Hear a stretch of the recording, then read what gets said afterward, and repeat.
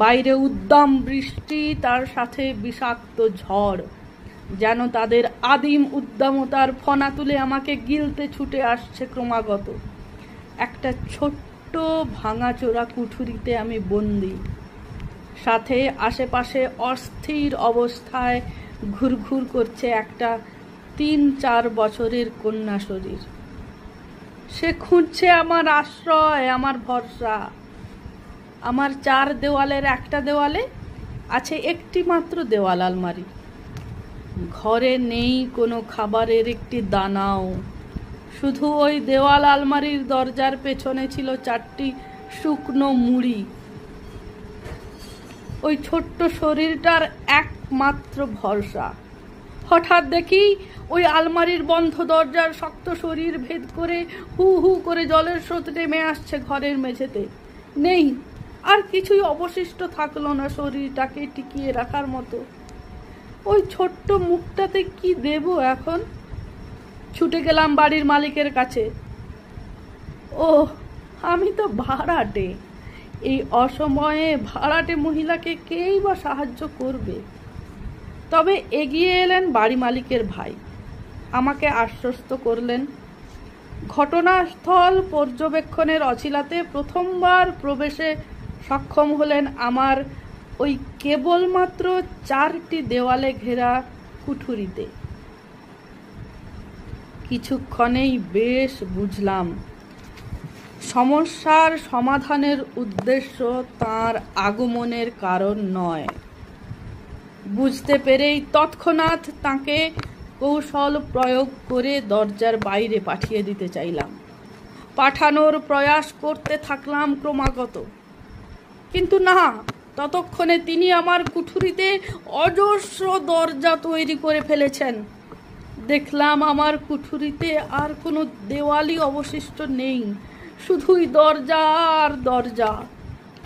তখনও আমারই চারপাশে ঘুরঘুর করছে একটা ৩-৪ বছরের ক্ষুধার্ত মুখ, যে আমার ভরসাতে, আমার আশ্রয়ের আশাতে ঘুরে বেড়াচ্ছে। হঠাৎ অনুভব করলাম ২টো শক্ত সবল হাত আর একটা পুরুষালী শরীর আষ্টে পৃষ্ঠে বাঁধতে চাইছে আমার শরীরটাকে। আটকানোর সহস্র চেষ্টা করেও ব্যর্থতা গ্রাস করে এলো আমার জীবনে, আমার শরীরে। আর একটা ছোট্ট ৩-৪ বছরের আশা ভরসাতে। সুযোগ নিয়েছে বাড়ি মালিকের ভাই। আমার শরীরটাকে শক্ত করে জাপটে এলো পাথারি হাতে খুঁজে বেড়াচ্ছে কিছু। আমার বাধা তাকে আরো উস্কে দিচ্ছে যেন। আমার শ্বাস বন্ধ হয়ে আসছে। ছোট্ট মুখটার চোখ দুটো থেকে বাইরের প্রকৃতির মতোই বৃষ্টি ঝরছে অবিরত। চিৎকার করার সামর্থ্যেরও বাইরে বেরিয়েছে ছোট্ট গলাটা। না, কোনো সাহায্য নেই, বরং দেখছি প্রত্যেকটা দরজা দিয়ে অজস্র বাড়ি মালিকের ভাই ঢুকে আসছে আমার দিকে। আর নিস্তার নেই। কিন্তু ছোট্টটা, সে কি রেহাই পাবে এদের কবল থেকে? না, পায়নি। চোখের সামনে দেখেছি যে মাংসপিণ্ডটাকে একটু একটু করে গর্ভে লালন করেছি, পৃথিবীতে এনে পালন করে একটা বটবৃক্ষ বানাতে চেয়েছিলাম, তাকে আবার সেই দলা পাকানো রক্তাক্ত মাংসপিণ্ড বানিয়ে ফেলে রেখে গেছে ওরা। তবে আগে গর্ভের মতো এবারে আর ওর ওই মাংসপিণ্ডের মধ্যে কোনো প্রাণ নেই। হৃৎপিণ্ডের দুঃখ পুকানিও আর শুনতে পেলাম না আগের মতো। তার অসহায় যন্ত্রণা কাতর মুখখানা দেখার মতো নরক যন্ত্রণা সইতে হলো আমাকে। শেষ অবধি আমি তার ভরসা হতে পারলামই না। কারণ আমি নারী বলেই আমার অসহায়তার সুযোগ নিয়ে হাজার হাজার বাড়ি মালিকের ভাইয়েরা এসেছে আমার শরীর আহার করতে। আমার চোখের মনি ঠিকরে বেরিয়ে আসছে, তাও দেখতে পাচ্ছি। আমি আমার যন্ত্রণাকে দেখতে পাচ্ছি, শুনতে পাচ্ছি ওদের আহা তৃপ্তির পরিহাস। আবারও একটা জলের স্রোতে আমি ভেসে গেলাম যেন হঠাৎ। কিন্তু জল এত গাঢ় আর চটচটে হলো কি করে? দেখলাম লালের স্রোতে ভেসে আছি, আর ওই দরজাগুলো দিয়ে ঢুকে আসা জীবগুলো আমার যন্ত্রণাগুলোকে চাটছে পরম তৃপ্তিতে। আমার মুখ বন্ধ, আমার ভাষা শেষ। বেঁচে আছে শুধু একটা কঙ্কালের ওপর জড়ানো কিছু কাটা ছেঁড়া খুবলে খাওয়া চামড়া আর অপরিসীম যন্ত্রণা। এখনো ওরা খুঁজছে আমার কোষের ঢাকনাগুলোতে। কি খুঁজছে ওরা? আমার সম্মান? না না, আমার মনে হয় ওরা ওদেরই সম্মান খুঁজছে। ওদের মায়ের গর্ভের সম্মান খুঁজে পাচ্ছে না বলে হন্যে হয়ে আরও খুঁজছে। এরপর থেকে আগামীতে যখনই ওরা নারী মাংসের লালসা প্রকাশ করবে, তখনই ওদেরকে ওদের মায়ের গর্ভের সম্মান খুঁজে বেড়াতে হবে।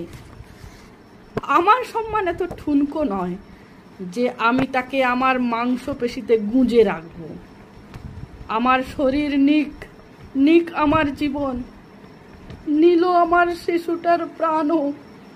কিন্তু যতই শরীর হাত রাখ, ওরা আমাদের সম্মান কখনো খুঁজে পাবে না। নিরাপদ স্থানে গচ্ছিতভাবেই তা রাখা থাকবে যুগের পর যুগ, শতাব্দীর পর শতাব্দী। ধীরে ধীরে ওদের শরীর নিয়ে খেলার মত্ততা বাড়ছেই ক্রমশ, ঠিক বাইরের প্রকৃতির তাণ্ডবের মতো। আমার শ্বাস রোধ হয়ে আসছে, ওরা আমার শ্বাস রোধ করছে যেন। আমি মরছি। আমার আমার প্রাণ পুরুষ ওই পুরুষগুলোর ভয় আমায় ছেড়ে পালাচ্ছে।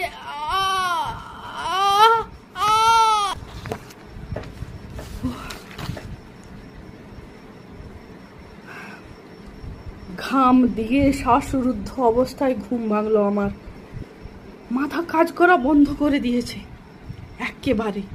ঠিক বুঝতে পারছি না আমার সাথে কি হচ্ছে।